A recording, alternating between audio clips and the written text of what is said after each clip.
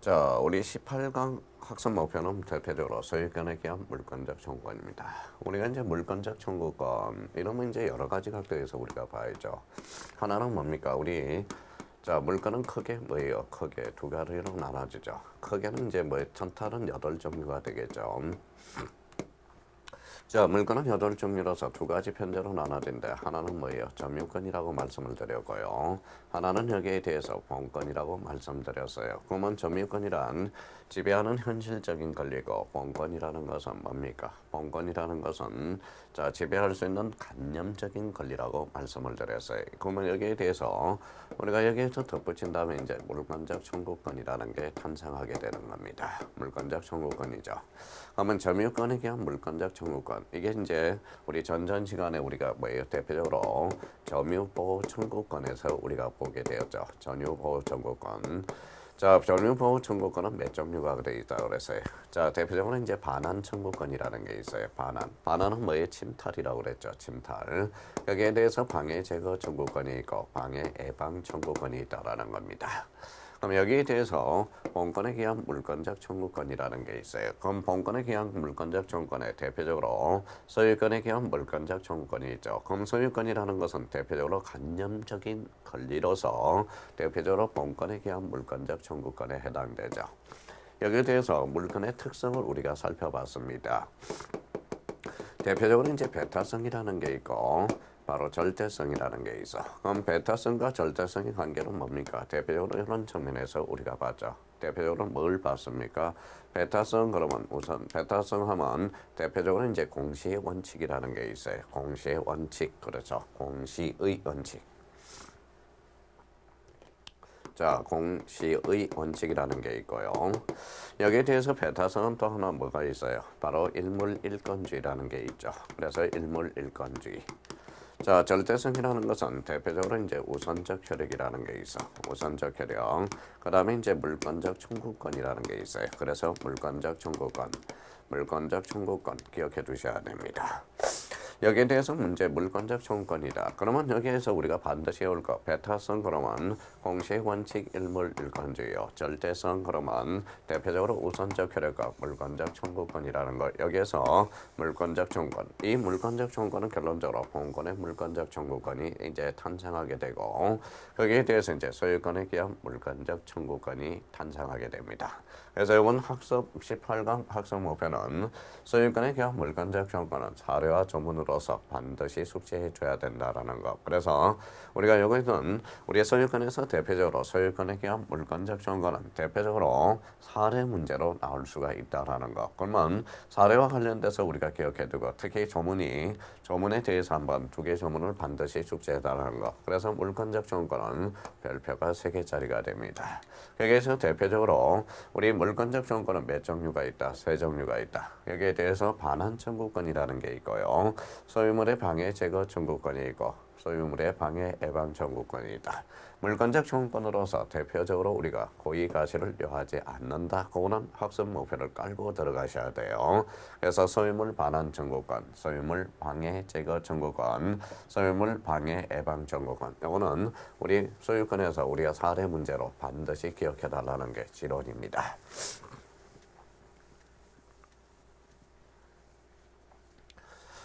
또 하나 우리가 기억해 둘 거는 여기에서 이제 소유권에 기한 물권적 청구권에 현재 별표가 3개죠. 또 하나 기억해 둘 거는 요 물권과 자 물권적 청구권이 있죠. 물권적 청구권이 우리가 탄생하게 돼요.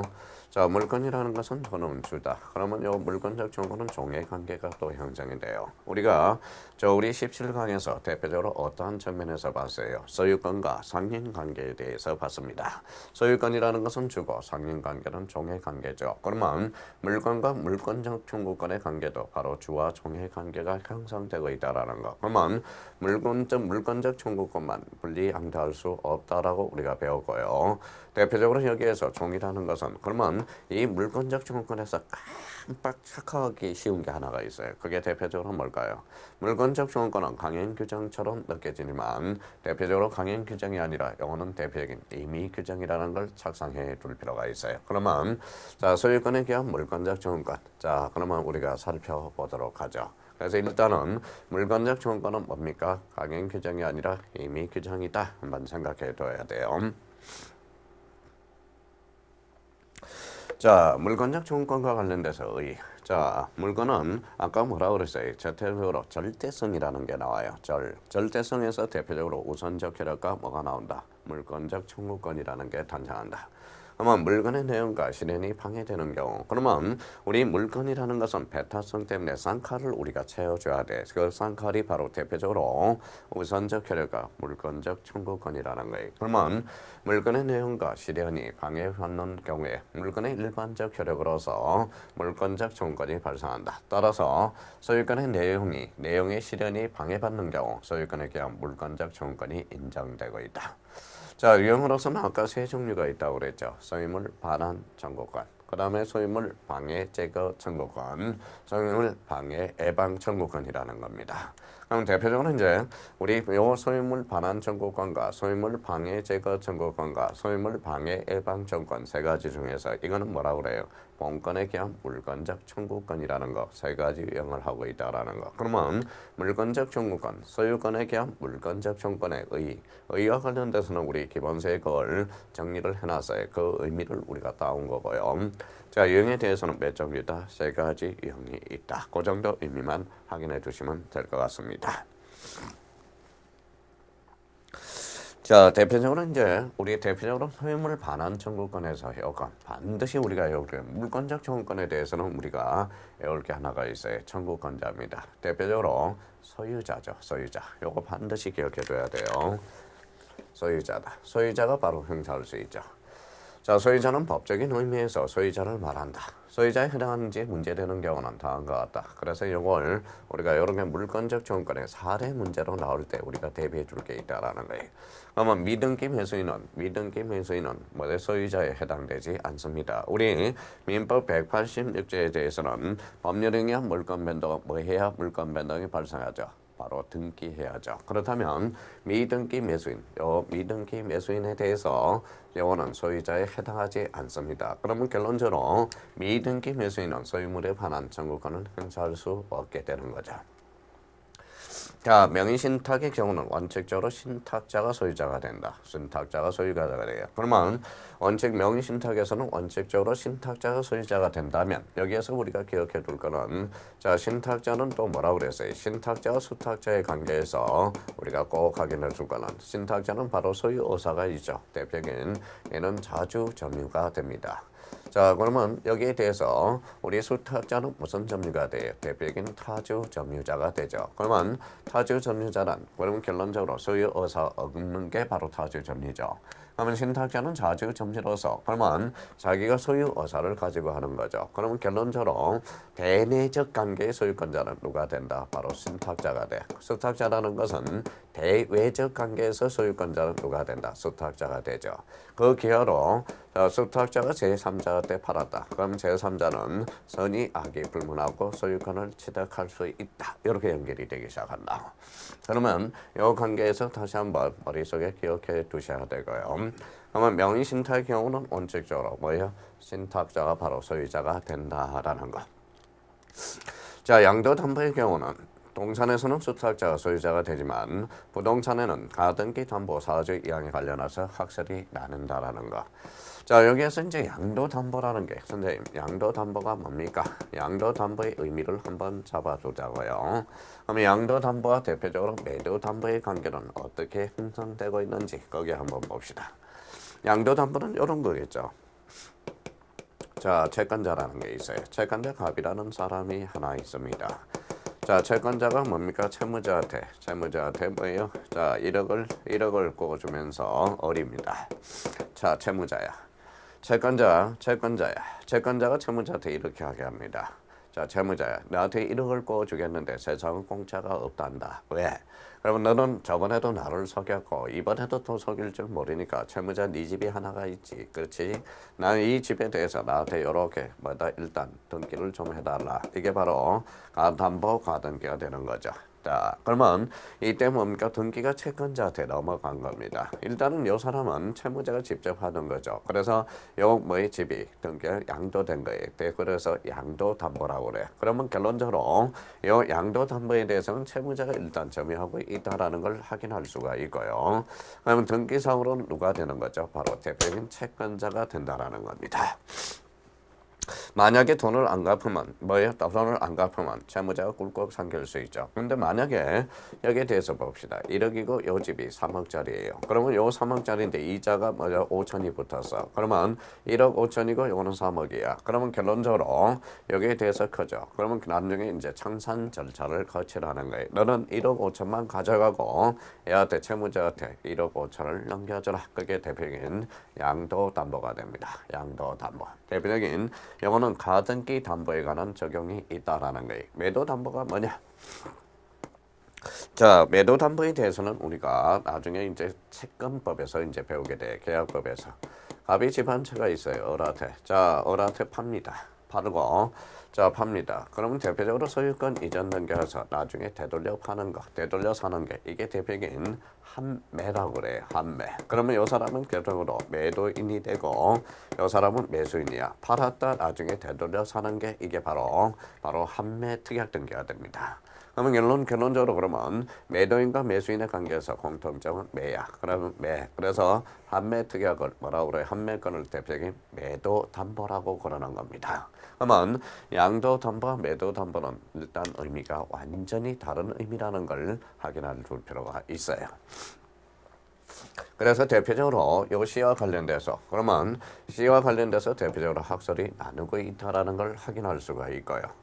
자, 공유자는 공유물을 점유하고 있는 제3자에 대해서 자기에게 그 전부의 반환을 청구할 수 있다고 보는 것이 대표적으로 판례 학설, 판례 통설이라는 거. 그러면 이런 의미에서 자, 합의자도 보전 행위에 대해서는 단독으로 할 수 있다라는 거. 그러면 결론적으로 요 소유물 반환 청구권의 대표적인 청구권자는 누가 된다? 바로 대표적인 소유자라는 거예요. 그러면 소유자와 관련돼서 문제되는 것들 A, B, C, D, E 요 5개를 한번 사례 문제로 접목될 때 꼭 연결이 되는 부분이니까 다시 한번 확인을 해달라는 겁니다. 자, 그러면 우리 외워야죠. 자, 그러면 소유물 반환 청구의 청구권자는 누가 된다? 대표적으로 소유자가 된다.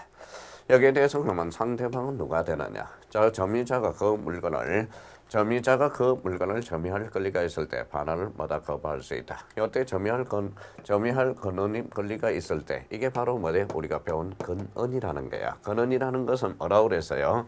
근언이라는 것은 어떠한 행위를 정당하게 할 수 있는 뭐다 원천이 바로 오늘. 그러면 점유할 권리가 있을 때, 저 근언이 있을 때 그 반환을 거부할 수 있다라는 거야. 그러면 자, A와 관련돼서 지상권, 전세권, 유치권, 질권, 임대차, 임시, 도급, 점유를 수반하는 채권 및 그에 관한 동시 이행 항변권도 점유할 권리가 있다. 권리에 포함된다라는 거. 동시 이행 항변권 연결되기 시작합니다.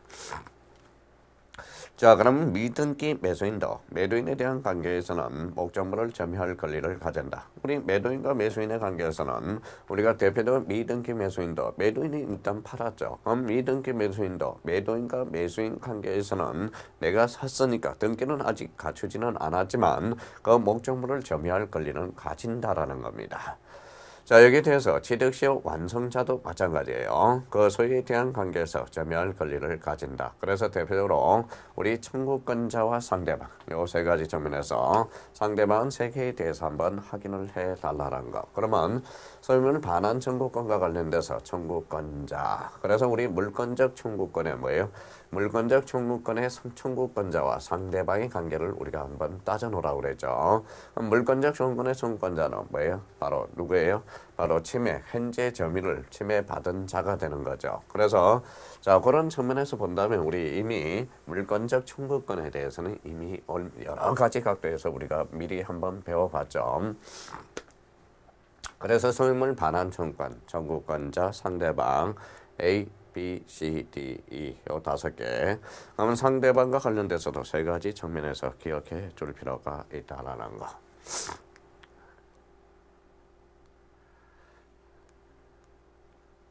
자, 그렇다면 이제 뭡니까? 자, 우리가 이제 기본서를 우리가 한번 봐보시죠. 기본서에 대해서 뭐가 나왔어요? 소유권에 대한 물권적 청구권 이렇게 나와 있죠. 그래서 우리가 첫 번째 의 대해서 우리가 살펴봤어요. 그래서 물권의 내용의 실현이 방해받는 경우에 물권의 일반적으로서 물권적 청구권이 발생하나 따라서 소유권의 내용의 실현이 방해받는 경우에 소유권에 대한 물권적 청구권이 인정된다. 이렇게 우리가 한번 살펴봤고요. 거기에 대해서 이제 기본서 2번의 유형이라는 게 있어요. 그래서 대표적으로 소유물 반환 청구권, 소유물 방해 제거 청구권, 소유물 방해 예방 청구권 3가지를 인정하고 있다. 우리 화면상으로 우리가 봤었죠. 그래서 가로 1번의 소유물 반환 청구권 213조에 규정이 되어 있다라는 거예요. 소유자는 그 소유에 속한 물건을 점유한 자에 대해서 반환을 청구할 수 있다. 소유자입니다. 그러면 소유물 반환 청구권의 청구권자는 누구다? 소유자가 할 수 있죠. 그러나 점유자가 그 물건을 점유할 권리가 있을 때 반환을 말 수 있다, 거부할 수 있다. 권한이 있다면 그래서 214조는 소유물 방해 제거, 방해 예방과의 관계는 213조는 소유물 방해 제거, 예방 청구를 규정하는 214조에 대한 특칙으로 이해하고 있다. 양자는 서로 보충적으로 기능하며 따라서 소유물 반환 청구를 방해 제거 청구를 내용을 바꾸거나 또 반대의 경우도 청구의 변경에 해당하지 않는다라는 게 거기 기본서에 설명이 되어 있다라는 겁니다. 그렇다면 여기 한번 보죠. 자, 갑이라는 사람이 있어요. 갑이라는 사람이 하나 있어요. 자, 갑이 자전거를 하나 가지고 있다고 생각해 봅시다. 자전거. 각각 의리 관계에서. 자, 의리 이제 월과 관련돼서 요 관계에 대해서 우리가 살펴보도록 하죠. 자, 갑이 뭡니까? 갑의 자전거를 어디 침탈을 했습니다. 그래서 침탈을 했죠. 자, 침탈을 우리가 했습니다. 그러면 자, 을이 몰래 침탈을 했는데 자전거를 누가 가지고 있었느냐? 바로 자전거를 을이 가지고 있습니다. 그러나 어느 날 이 자전거를 병이 하나 또 훔쳐가게 된 거예요. 바로 침탈이라는 걸 우리가 가지고 있을 수 있죠. 침탈. 그렇다면 결론적으로 자, 각각 을 병의 관계에서 우리가 확인해 줄 거는 그러면 을에 대해서 한번 봐봐요. 을은 병한테 침탈을 당했죠. 그러면 여기에 대해서 을은 병한테는 뭘 행사할 수 있죠? 바로 점유보호 청구권을 행사할 수 있다고. 점유보호 청구권을 행사할 수 있다라는 거예요. 이때 점유보호 청구권은 바로 병한테 반환 청구권을 행사할 수가 있게 되는 거죠. 반환 청구권. 그러면 갑은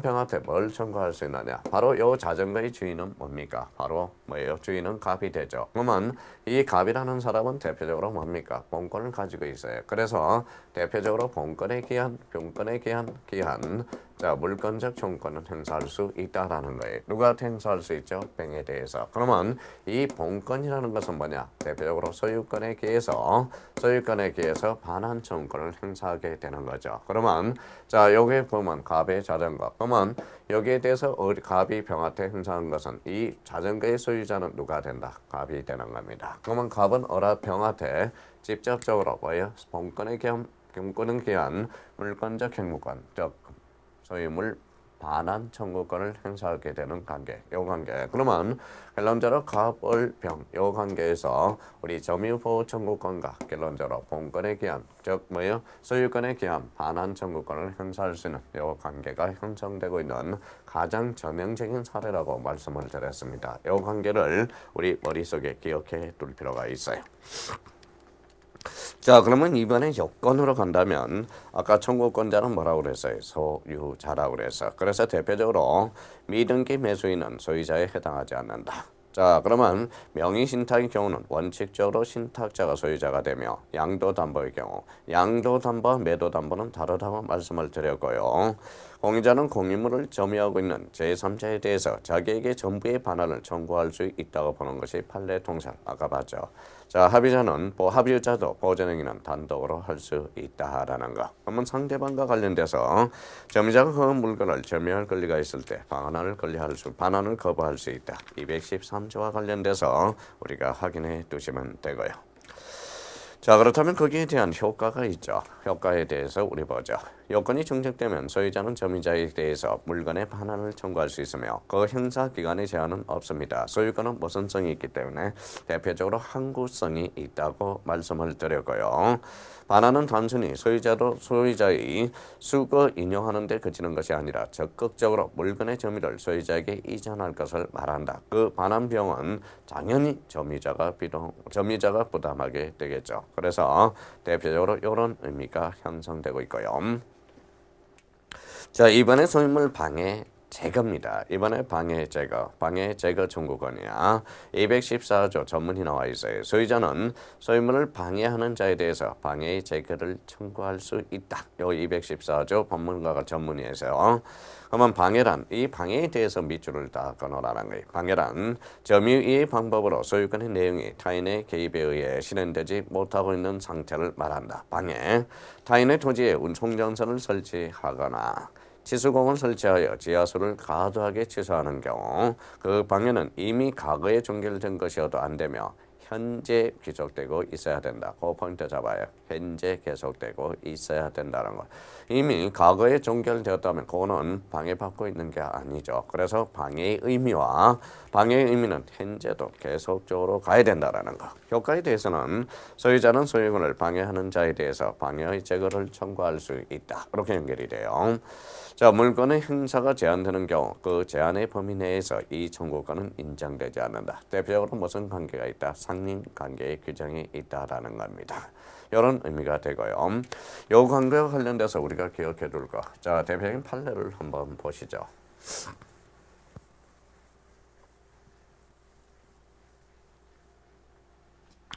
자, 우리가 이런 관계를 또 한번 복습을 한번 해보죠. 갑이라는 사람이 있어요. 갑이 있죠. 자, 갑이 토지 소유자야. 토지 소유자고 어느 날 갑이 저 출장으로 가봤어요. 출장 갔다 와서 6개월이 걸렸습니다. 미국에 출장을 갔다 왔더니 어느 날 이제 돌아왔어요. 돌아왔더니 뭡니까? 어느 날 자기 토지에 건물이 하나 딱 덩그렇게 놀랍죠. 그래서 수습을 해봤더니 어리 져놓는 거야. 어리 져놓은 겁니다. 여기에 대해서 우리가 한번 기억해 보죠. 그러면 여기는 그래서는 우리나라는 뭡니까? 토지하고 건물을 별개로 보죠. 그러면 남의 토지에 건물을 줬더라도 이 건물 소유자는 누가 된다? 이게 갑이 돼. 그러면 갑은 어라테 나가달라고 요구할 수 없다고. 자, 그래서 이게 바로 태거 명령이 돼. 그러면 태거 명령은 할 수가 없다라는 거야. 왜? 이 건물은 누구 거기 때문에 얼게 되기 때문에 그렇습니다. 근데 이번에는 자, 누구 토지죠? 바로 토지죠. 누구 토지예요? 남의 토지죠. 자, 갑의 토지인데 토지에 건물을 질 권한은 없다라는 거예요. 어리 건물을 철거할 권한은 없죠. 그러면 토지 위에 뭘 방해받았죠. 그러면 갑은 어라테 뭘 할 수 있다. 건물을 철거해달라고 요구할 수 있다라는 거예요. 그래서 철거 이게 바로 뭐예요? 남의 토지에 내 토지에 남의 건물이 적혀 있으니까 뭐예요? 방해받고 있죠. 그래서 이게 바로 소유권에 대한 소유물에 대한 방해 제거 청구권이 돼. 그때 철거 청구권이 이제 탄생하게 되죠. 그러면 여기에서 우리가 기억해 둘 거는 이 태거 명령에 대해서는 할 수 없다라는 거. 그러면 태거라는 거 철거는 완전히 다르죠. 이 철거라는 것은 결론적으로 그러면 갑은 어라테 왜 그러면 철거를 할 수 있느냐? 내 토지에 방해받고 있어. 그래서 여기에 대해서는 소유물 방해 제거 청구권이 탄생하게 돼. 그러면 이 철거라는 것은 단순하게 보는 게 아니라 이거는 결론적으로 철거는 소유권에 대한 물권적 청구권을 행사하게 되는 겁니다. 그 중에서도 내 토지에 방해를 받고 있기 때문에 그래서 소유물에 대한 방해 제거 청구권이 탄생하게 되죠. 그래서 태거 명령과 철거 명령은 완전 다르다는 걸 이 판례에서 우리 반드시 기억해 둘 필요가 있어요. 그럼 관련 판례를 한번 봐요. 건물 철거는 소유권의 전국적인 처분에 해당하는 사실행위므로 자, 원칙적으로 소유자에게만 그 철거 처분권이 있다 할 것이나 그 건물은 매수하여 점유하고 있는 자의 등기부상 아직 소유자로서 등기 명의가 없다 하더라도 그 권리의 범위 내에서 점유적인 건물에 대해서 법률상 또는 사실상 처분할 수 있는 지위에 있으므로 그 건물의 건립으로 불법 점유를 당하고 있는 토지 소유자는 이와 같은 자에게 있는 건물 점유자에게 그 철거를 구할 수 있다. 그럼 퇴거를 구할 수 있다 이러면 틀립니다. 그러니까 완전 퇴거라는 자체와 철거라는 어떠한 단어는 의미가 완전히 다르다라는 걸 의미를 확인해 둘 필요가 있어요. 대표적으로 여기 이제 뭡니까? 우리 자주 출제되는 겁니다. 이 의미. 그래서 다시 한번 그러니까 이런 의미를 따지려면 뭘 따져야 돼? 늘 제가 말씀을 드리는 게 뭐예요? 이런 의미죠. 단순하지만 이런 의미. 권리가 뭐냐? 근데 권리라는 게 뭐냐? 권리라는 게. 권리. 권능이 뭐냐? 권능이 뭐냐라고 우리가 따져놓고 그러면 권한이 뭐냐? 권한이 뭐냐? 이런 의미를 우리가 반드시 요거는 뭐 조건 반사로 나와야 돼. 권리 특히만 뭐라고 했어요? 조건. 법이 주는 힘 또는 이익. 이게 바로 조건 반사로 나와야 됩니다. 권리. 법이 주는 힘 또는 이익이 바로 권리다. 그러면 권능이라는 것은 뭐냐? 이 권리를 이루는 개개의 사실이다. 권리를 이루는 개개의 사실이다. 이렇게 이제 자꾸 기초를 공사를 해놔야 돼요. 그러면 여기에서 우리 조금 전에 배웠던 소유권입니다. 소유권은 권리야, 권리. 권리 중에서도 힘, 물건이다. 이렇게 본능적으로 나와줘야 되고, 요 권리를, 그러면 요 소유권을 이루는 개개의 사실이 뭐냐? 그게 권능이다. 그러면 우리 11조에, 211조에 소유권의 내용이라고 나와 있다고 그랬잖아요. 그러면 소유권의 내용은 권리의 내용이야. 권리의 내용이 뭐냐? 바로 권능이다. 권능이라는 것은 대표적으로 소유권은 사용과 수익과 처분 요 세 가지 권능이 있다라는 사용과 수익과 처분. 그러면 권한이 뭐냐? 권한이라는 것은 법이 주는 지위 또는 자격. 그러면 법이 주는 지위 또는 자격. 어디에서 배웠어요? 우리 민법 총칙에서 대표적으로 대리권을 배웠잖아요. 대리권이라는 것은 법이 주는 지위 또는 자격이 바로 대리권이 된다라는 거예요. 권한이란 어떠한 행위를 정당하게 하는 원천 이렇게 나와야 돼요. 그러면 여기에서 단순하게 이제 참 강의 듣는 사람들이 이 퇴거와 철거를 모른다라는 게 이게. 그래서 이런 의미에서 우리 소유물 방해 제거 청구권의 하나로서 대표적인 철거가 있다. 우리나라는 토지와 건물을 별개로 보고 있기 때문에 이런 문제가 발생하고 있는 거예요. 그러면 가번 소유권자다. 그러면 청구권자가 되죠. 그러면 남의 토지, 요 토지를 행사할 수 있는 것을 방해받고 있다고. 그러면 나가라 제거 청구권을 행사할 수 있어요. 그 제거 청구권이 대표적으로 뭐냐? 바로 철거다. 그러면 결론적으로 소유물 방해 제거 청구권은 결론적으로 소유권에 대한 물권적 청구권이라는 거야. 그러면 소유권에 대한 물권적 청구권의 대표적인 철거는 대표적인 뭐가 된다? 바로 소유물에 관한 방해 제거 청구권이 된다는 거예요. 그래서 철거와 퇴거의 차이. 그래서 단순하게 우리 관련 판례를 보지 말고 그 의미에서 다시 한번 확인해 둘 필요가 있어요. 자, 대표적으로 이제 방해 제거 청구권을 우리가 하나 배웠고요. 가로 3번의 소유물 방해 예방 청구권이라는 게 있어요. 소유자는 소유권을 방해할 염려라는 게 하나 포인트예요. 염려가 있는 자에 대해서 예방이나 예방 또는 손해배상 담보를 청구할 수 있다라는 거예요. 그러면 예방 또는 손해배상 담보. 그래서 권하라는 것은 우리가 또는의 의미가 있죠. 그래서 요건과 관련돼서 방해 예방이라는 게 있어요. 장차 방해를 일으킬 우려가 있는 원인을 제거하여 방해의 발생을 미리 막는데 그 적절한 조치를 하는 것을 뭐라고 한다? 방해 예방이라는 거야. 예를 들어서 건축 공사를 하면서 옆집 건물의 붕괴를 막기 위해서 축대를 쌓는 것 미리 예방해달라는 거죠. 그래서 방해 예방 청구권이 하나 탄생하게 되는 겁니다. 자, 관련 판례와 관련돼서 그러면 관련 판례 우리 한번 확인해 보시죠. 자, 관련 판례. 방해 염려가 있다고 하기 위해서는 방해 예방 청구권에 관해서 미리 보호할 만한 가치가 있는 것으로 객관적으로 근거 있는 상당한 개연성을 가져야 할 것이고 관념적인 가능성만 이를 인정할 수는 없다라는 거예요. 그래서 우리 관련 판례 요거에 대해서 또 한번 기억해 둘 필요가 있어요. 자, 그러면 방해 염려가 있다고 하기 위해서는 방해 예방 청구권에서 미리 보호받을 만한 가치가 있는 것으로 그게 객관적 근거 있는 상대한 개연성을 가져야 할 것이고 관념적인 가능성만 이를 인정할 수는 없다라는 게 대표적인 우리 예방 청구권의 하나의 독자적 하나의 독립적인 하나 중요한 판례를 우리가 하나 봤습니다. 자, 손해배상 담보라는 것은 장차 방해가 현실적으로 발생한 경우에 상대방이 부담할 손해배상 의무를 미리 담보하는 것. 그래서 예방하거나 그다음에 손해배상 담보가 되죠. 소유자는 방해 예방과 손해배상의 담보를 모두 구할 수는 없으며 그중 어느 하나의 선택을 행사해야 된다라는 것. 그렇게 이제 의미가 되죠. 아직 예방이라는 것은 우리가 아직까지 손해가 발생하지 않았다고. 그러면 손해 예방이나 그다음에 손해배상 담보를 청구할 수 있다. 만약 예방 및 손해배상 담보를 청구할 수 있다. 이러면 틀린다라는 거예요. 누누이 하겠죠. 우리가 밑은 동시라는 거 기억해둬야 되고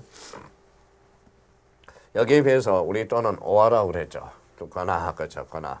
자, 우리가 뭐예요? 107조 뭐라고 그랬어요? 107조가 뭐예요? 비유 RR 무선이죠. 그러면 비진이 어사 표시는 원칙적으로 무효이나 원칙적으로 유효나 상대방이 알았거나 악이 또는 알 수 있을 경우 가실이라는 의미를 우리가 잡아두라고 그랬어요. 그때는 자, 상대방이 알았거나 알 수 있는 경우 뭐나 선의 제3자한테는 대항할 수 없다. 이렇게 연결이 된다고 그랬습니다. 자, 그러면 이제 관련 판례와 관련돼서 우리 한번 보자. 자, 예방 청구권의 대표 판례입니다. 인접대지에 건축적인 아파트가 24층까지 완공된 경우에 그로 인해 대학교 교육 및 연구 활동에 방해받게 된다면 그 방해가 자, 사회 통념상 일반적으로 수인할 정도를 넘어섰다고 인정하는 한 우리 임미시온 원칙, 즉 민법 생활 방해 금지 원칙이죠. 그게 바로 민법 217조에 해당한지 여부를 떠나 소유권에 기해서 방해, 제거나 예방을 청구할 수 있다. 그래서 대표적인 우리 소유물 방해 예방 청구권의 대표적인 판례가 되겠습니다. 자, 우리가 18강 학습 목표는 뭐였었어요? 대표적으로 소유권에 기한 물권적 청구권이다. 이 소유권이라는 것은 대표적으로 뭐다? 본권이다라는 거고 이 본권에 대해서 소유권이라는 것은 대표적인 관념적인 권리라고 우리가 이야기했고요. 관념적인 권리다. 자, 그러면서 소유권과 기한 물권적 청구권. 이 물권적 청구권은 대표적으로 우리가 이제 물권적 청구권이다. 물권적 청구권은 몇 종류가 있다? 세 종류가 있다고 그랬죠. 그래서 소유물 반환 청구권, 소유물 방해 제거 청구권, 소유물 방해 예방 청구권이 있다라는 거. 그러면 이 소유물 방해 예방 청구권은 대표적으로 아직 손해가 발생하지 않았다. 예방 또는 손해담보, 손해배상 담보를 청구할 수 있다라는 게 뭐예요?는 우리가 반드시 미시 아니라 또는이라고 했죠. 둘 중에 하나를 행사할 수 있다라는 거예요. 그러면 소유물 반환 청구권, 소유물 방해 제거 청구권, 소유물 방해 예방 청구권 요걸 뭐다 세 가지 측면에서 기억해두고 요 소유권에 기한 물권적 청구권, 본권에 기한 청구권이다. 그러면 점유권에 기한 물권적 청구권은 대표적으로 점유보호 청구권, 그것도 점유권에서 대표적으로 연간지어서 따로 공부하지 마시고 그걸 같이 연간을 지운다면 아주 18강 학습 목표에 대해서는 어느 정도 한 7, 80%는 이해가 됐다고 볼 수 있습니다. 그래서 자, 소유권에 기한 물권적 청구권 항상 머릿속에 기억해 둘 거는 우리 사례, 대표적인 대표 판례들 꼭 기억해 두시면 18강과 관련돼서 큰 무리 없이 해결할 수 있다는 겁니다.